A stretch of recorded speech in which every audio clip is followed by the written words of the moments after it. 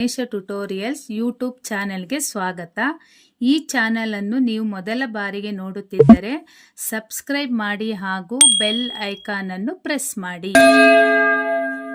प्यारे बच्चों, आज मैं 10वीं कक्षा के पाठ पढ़ा रही हूँ. पाठ 3 गिल्लू. पहले का पार्ट 1 वीडियो में डाली थी. आज मैं पार्ट 2 वीडियो में अगले का पाठ कर रही हूँ. ध्यान से देखो बच्चों. यहाँ तक हुआ था ना अगले का पाठ. ध्यान से देखो. 3-4 मास में उसके स्निग्ध रोए, जबेदार पूंछ और चंचल चमकीले आंखें सबको विस्मित करने लगे. 3-4 ಮಾಸ ಅಂದರೆ 3-4 ವಾರಗಳ ನಂತರ ಅದರ ಬಾಲ ಉದ್ದವಾಗಿ ಬೆಳೆಯಿತು. ಮತ್ತು ಚಂಚಲ್ ಚಮಕೀಲೆ ಒಳಿತಾ ಇರೋ ಕಣ್ಣುಗಳು ಎಲ್ಲರನ್ನ ಆಕರ್ಷಣೆ ಮಾಡ್ತಾ ಇತ್ತು. ಹಮ್ ಉಸೆ ಗಿಲ್ಲು ಕಹಕರ್ ಬುಲಾನೆ ಲಗೆ. ಅದ ಅಳಿಲನ್ನ ಗಿಲ್ಲು ಅನ್ನೋ ಒಂದು ಹೆಸರಿನಿಂದ ಕರೆಯೋದಕ್ಕೆ ಶುರು ಮಾಡಿದ್ರು. ಮೇನೆ ಫೂಲ್ ರತ್ನೆ ಕಿ ಏಕ್ ಹಲ್ಕಿ ಡಾಲಿಯಾ ಮೇ ರೂಯಿ ಬಿಚ್ಚಾಕರ್ ಉಸೆ ತಾರ್ ಸೆ ಕಿಟಕಿ ಪರ್ ಲಡ್ಕಾ ದಿಯಾ. ಮಹಾದೇವಿ ವರ್ಮ ಅವರು ಏನು ಮಾಡಿದ್ರು, ಅಳಿಲಿಗೆ ಗಿಲ್ಲು ಅನ್ನೋ ಒಂದು ಹೆಸರನ್ನು ಕೊಟ್ಟರು. ನಂತರ ಹೂವನ್ನು ಇಡುವ ಒಂದು ಹಗುರವಾದ ಒಂದು ಪಾಟಿನೊಳಗೆ ಹತ್ತಿಯನ್ನು ಹಾಸ್ಬಿಟ್ಟು ತಂತಿಯ ಮುಖಾಂತರ ಕಿಟಕಿಗೆ ನೇತಾಕಿದ್ರು. ಅದು ಗಿಲ್ಲುವಿನ ಮನೆ ಆಯಿತು. 2 ವರ್ಷ ವಹಿ ಗಿಲ್ಲು ಕಾ ಘರ್ ಹುವಾ. 2 ವರ್ಷದಿಂದ ಆ ಗಿಲ್ಲುವಿನ ಮನೆ ಆಯಿತು. वह स्वयं मिलाकर अपने घर में झूलता और अपनी कांच के मन को सी आंखों से कमरे में भीतर और खिड़की से बाहर न जाने क्या देखता समझता था. ಅದು ಸ್ವತಃ ಆ ಜೋಕಾಲಿಯನ್ನು ತಾನೇ ಆಡಿಸ್ಕೊಂಡು ಆಟವನ್ನು ಆಡ್ತಾ ಇತ್ತು.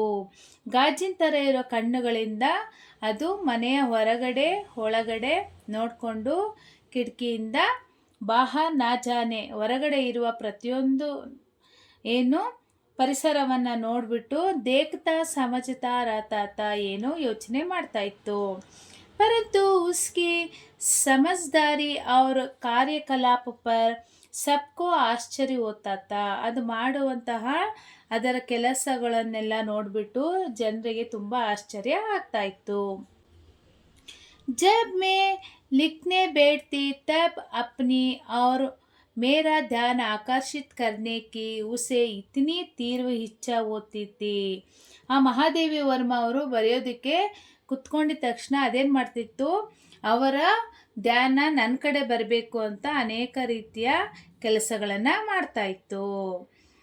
ಕಿ ಉಸ್ನೆ ಏಕ್ ಅಚ್ಚಾ ಉಪಾಯ ಖೋಜ್ ಲಿಯಾ. ನಂತರ ಅಳಿಲು ಏನು ಮಾಡ್ತು, ಮಹಾದೇವಿ ವರ್ಮ ಅವರ ಗಮನ ನನ್ನ ಕಡೆನೇ ಇರಬೇಕು ಅಂತ ಒಂದು ಉಪಾಯವನ್ನು ಮಾಡ್ತು. ವಹಾ ಮೇರೆ ಪೇರ್ ತಕ್ ಆಕರ್ ಸರ್ಸೆ ಪರ್ದೆ ಪರ್ ಚढ़ ಜಾತಾ ಅವ್ರು ಫಿರ್ ಉಸಿ ತೇಜಿ ಸೆ ಉತರ್ತಾ ತಾ. ಅದೇನು ಮಾಡ್ತಾ ಇತ್ತು, ನನ್ನ ಕಾಲ ಹತ್ರ ಬಂದ್ಬಿಟ್ಟು ಕಾಲಿಂದ ತಲೆಯ ಮೇಲೆ ಹತ್ತಿ ತಲೆಯಿಂದ ಅದು ಪರ್ದೆ ಮೇಲೆ ಹತ್ತಿತಾ ಇತ್ತು. ಫಿರ್ ಉಸಿ ತೇಜಿ ಸೆ, ಅದು ಯಾವ ವೇಗದಲ್ಲಿ ಹತ್ತಿತಾ ಇತ್ತು ಅದೇ ವೇಗದಲ್ಲಿ ಕೆಳಗಡೆ ಇಳಿತಾ ಇತ್ತು. ಉಸ್ಕಾ ಯಹ ದೌಡ್ನೆ ಕಾ ಕ್ರಮ ತಬ್ ತಕ್ ಚಲ್ತಾ ಜಬ್ ತಕ್ ಮೇ ಉಸೆ ಪಕಡ್ನೆ ಕೆ ಲಿಯೆ ನಾ ಉಡ್ತಿ. ಎಲ್ಲಿವರೆಗೂ ಅದು ಆ ಕೆಲಸ ಮಾಡ್ತಾ ಇತ್ತಂದರೆ ಮಹಾದೇವಿ ವರ್ಮ ಅವರು ಎದ್ದುಬಿಟ್ಟು ಅದನ್ನು ಹಿಡಿಯೋದಕ್ಕೆ ಹೋಗಬೇಕು, ಅಲ್ಲಿವರೆಗೂ ಆ ಕೆಲಸವನ್ನು ಮಾಡ್ತಾ ಇತ್ತು. कभी मैं गिल्लू को पकड़कर एक लंबे लिफाफे में इस प्रकार रखते थे कि उसके अगले 2 पंजों और सिर के अतिरिक्त सारा लघुगात लिफाफे के ಭೀತರ್ ಬಂದ್ ರಹತ. ಮಹಾದೇವಿ ವರ್ಮ ಅವರು ಏನು ಮಾಡ್ತಾ ಇದ್ರು, ಇದು ಏನು ತರಲೆ ಮಾಡುತ್ತೆ ಅಂತಂದು ಹೇಳ್ಬಿಟ್ಟು ಅವ್ರೇನು ಮಾಡ್ತಾ ಇದ್ರು, ಲಂಬೆ ಲಿಫಾಫೆ ಅಂದರೆ ಉದ್ದವಾದ ಕವರ್, ಆ ಕವರ್ನಲ್ಲಿ ಏನು ಮಾಡ್ತಾ ಇದ್ರು ಅಂದರೆ ಅದನ್ನು ಒಳಗಡೆ ಹಾಕ್ಬಿಟ್ಟು 2 ಪಂಜೆ 2 ಕೈಗಳನ್ನು ಹೊರಗಡೆ ಬಿಟ್ಟು ತಲೆಯನ್ನು ಬಿಟ್ಬಿಟ್ಟು ಅದನ್ನು ಕವರಿನಲ್ಲಿ ಕಟ್ಬಿಟ್ಟು ಕೂರಿಸ್ತಾ ಇದ್ರು. इस अद्भुत स्थिति में कभी कभी घंटों मेज पर दीवार के सहारे खड़ा रहकर वह अपनी चमकीले आंखों से मेरा कार्यकलाप देखा करता था. ಅದೇನು ಮಾಡ್ತಾ ಇತ್ತು, ಎಷ್ಟೋ ಗಂಟೆಯವರೆಗೆ ಮೇಜಿನ ಮೇಲೆ ಹಾಗೂ ಗೋಡೆಯ ಸಹಾರೆ ಅಂದರೆ ಅದ್ರ ಮುಖಾಂತರ ನಿಂತ್ಕೊಂಡು ಆ ಮಹಾದೇವಿಯವರಮ್ಮ ಮಾಡುವ ಪ್ರತಿಯೊಂದು ಕೆಲಸಗಳನ್ನು ತನ್ನ ಹೊಳಿತರ ಕಣ್ಣುಗಳಿಂದ ನೋಡ್ತಾ ಇತ್ತು. भूख लगने पर चीख चीख करके मानो वहाँ मुझे सूचना देता और काजू या बिस्कुट मिल जाने पर उसी स्थिति में लिफाफे से 12 वाले पंजों से पकड़कर उसे कुतरता रहता था. ನಂತರ ಬುಕ್ ಅಂದರೆ ಅದಕ್ಕೆ ಹೊಟ್ಟೆ ಹಸಿವು ಆದಾಗ ಅದೇನು ಮಾಡ್ತಿತ್ತು, ಚೀಕ್ ಚೀಕ್ ಅಂತ ಕೂಗ್ತಾ ಇತ್ತು. ಆಗ ಅವಳೇನು ಮಾಡ್ತಾ ಇದ್ಲು, ಮಹಾದೇವಿ ವರ್ಮ ಅವರು ಕಾಜು ಅಂದರೆ ಗೋಡಂಬಿ ಬಿಸ್ಕೆಟನ್ನು ಕೊಡ್ತಾಯಿದ್ರು. ಅದು ಕವರ್ನಲ್ಲಿದ್ದರೂ ಸಹ ಮೇಲೆ ಇದ್ದಂತಹ 2 ಕೈಗಳಿಂದ ಅದನ್ನು ಇಟ್ಕೊಂಡು ತಿಂತಾಯಿತ್ತು. ಫಿರ್ ಗಿಲ್ಲುಗೆ ಜೀವನ ಕಾ ಪ್ರಥಮ ಬಸಂತಯ, ನಂತರ ಆ ಗಿಲ್ಲುವಿನ ಜೀವನದಲ್ಲಿ ಒಳ್ಳೆಯ ದಿನಗಳು ಶುರು ಆಯಿತು. बाहर की गिलहरियाँ खिड़कियाँ की जाली के पास आकर चीख चीख करने ನ ಜಾನೆ ಕ್ಯಾ ಕೆಹನೆ ಲಗೆ. ಹೊರಗಡೆ ಇರುವಂತಹ ಅಳಿಲುಗಳೆಲ್ಲವೂ ಕಿಟಕಿ ಹತ್ರ ಬಂದ್ಬಿಟ್ಟು ಆ ಜಾಲಿಯಲ್ಲಿದ್ದಂತಹ ಆ ಗಿಲ್ಲುವನ್ನು ನೋಡ್ಬಿಟ್ಟು ಕೂಗ್ತಾ ಇದ್ವು. ನಾ ಜಾನೆ ಕ್ಯಾ ಕರ್ನೆ ಲಗೆ. गिल्लू को जाली के पास बैठकर अपनेपन से बाहर झांकते देखकर मुझे लगा कि उसे मुक्त करना आवश्यक है. ಎಲ್ಲ ಅಳಿಲುಗಳು ಬಂದ್ಬಿಟ್ಟು ಅಲ್ಲಿ ಕಿಟಕಿ ಹತ್ರ ಕೂಗುವಾಗ ಈ ಗಿಲ್ಲು ಆ ಅಳಿಲುಗಳನ್ನು ನೋಡ್ತಾ ಇತ್ತು. ಆಗ ಮಹಾದೇವಿ ವರ್ಮ ಅವರಿಗೆ ಏನು ಅನ್ನಿಸ್ತು, ನಾನು ಇದನ್ನು ಬಂದಿಯಾಗಿ ಇಟ್ಕೊಂಡಿದ್ದೀನೇನೋ, ಇದನ್ನು ಮುಕ್ತಿ ಮಾಡಬೇಕು ಅಂದರೆ ಬಿಡುಗಡೆ ಮಾಡಬೇಕು ಅಂತ ಅವಳ ಮನಸ್ಸಿಗೆ ಅನ್ನಿಸ್ತು. ಮೇನೆ ಕಿಲೆ ನಿಕಾಲ್ ಕರ್ ಜಾಲಿ ಕಾ ಏಕ ಕೋನ ಕೋಲ್ ದಿಯಾ. ಅವರೇನು ಮಾಡಿದ್ರು, ಆ ಜಾಲಿಯನ್ನ ಒಂದು ಭಾಗವನ್ನು ಓಪನ್ ಮಾಡಿದ್ರು. इस मार्ग से गिल्लू ने बाहर जाने पर सचमुच ही मुक्ति की सांस ली. ನಿಜವಾಗ್ಲೂ ಅದು ಹೊರಗೆ ಹೋಗೋದ್ರಿಂದ ಏನು, ಬಾಹರ್ ಜಾನೆ ಪರ್ ಸಚ್ಮುಚ್ ಹಿ ಮುಕ್ತಿ ಕಿ ಸಾನ್ಸ್ ಲಿ, ಬಿಡುಗಡೆ ಆದಂಗೆ ಅನ್ನಿಸ್ತದಕ್ಕೆ.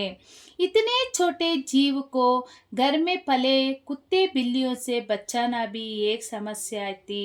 ಇಷ್ಟು ಚಿಕ್ಕದಾದ ಒಂದು ಜೀವಿಯನ್ನು ಏನು ನಾಯಿ ಮತ್ತು ಬೆಕ್ಕುಗಳಿಂದ ಕಾಪಾಡೋದು ಸಹ ಒಂದು ಸಮಸ್ಯೆ ಆಗಿತ್ತು.